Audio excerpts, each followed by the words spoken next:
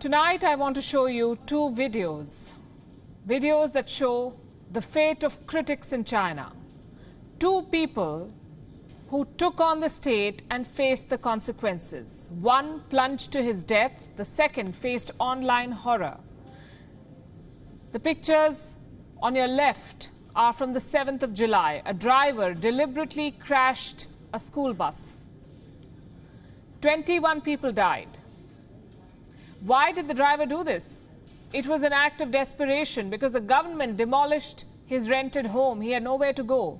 His home was gone without a warning. He appealed for help. He called a government hotline to complain, but no one listened to him. Defeated, he gave up and deliberately plunged to death, taking many others along with him. Now look at the second case.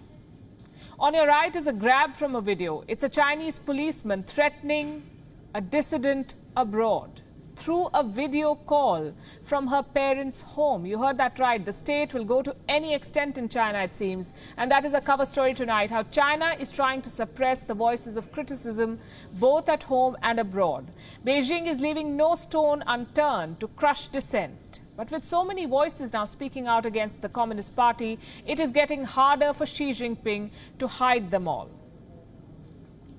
Let me tell you the story of Dong Wuyuan, a Chinese activist who lives in Melbourne, in Australia. Dong claims she was being hunted by China.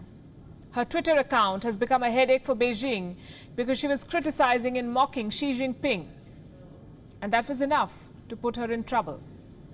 The case of Dong Wuyuan shows the extent to which China will go to silence critics. You have to see it to believe it.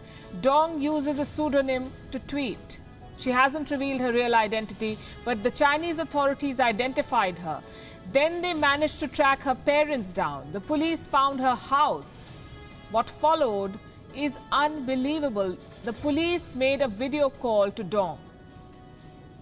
The policeman threatened her while sitting right next to her parents. The idea was to show her that the Chinese state has reached her parents, and if the criticism continues, the parents will suffer. This is just a glimpse of China's censorship drives, dissidents being hunted, threatened over video calls. Dong Wuyuan recorded this video call. The clip was aired on an Australian news network. We've reproduced the conversation for you. Here is how Dong claims she was threatened. I'm telling you, I've been looking for your father. You can record this call, but let me make it clear to you. What you are putting out on Twitter is absolutely not permitted. When you return to China, you come to the police station.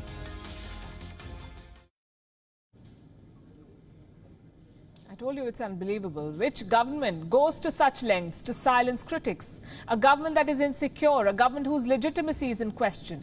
The Communist Party of China is paranoid about internal stability. A protest means a challenge to their grip on power. They don't understand free speech or disagreement. Does that mean that there are no protests in China? The answer is no. There are protests, a growing number of protests in fact. But the press does not report them. The fact is that social unrest is growing in China, and we have numbers to prove this. China's Ministry of Public Security used to release data on what they called mass incidents, meaning any protest or unrest involving more than 100 people. That data was last released in the year 2010. In that year, there were about 180,000 such events, 180,000 mass protests. And this is China's own data. But now Beijing has stopped releasing such data because social unrest means instability, a challenge to Xi Jinping's rule. How can China admit that such a thing even exists? So the figures have stopped, but the protests have not stopped.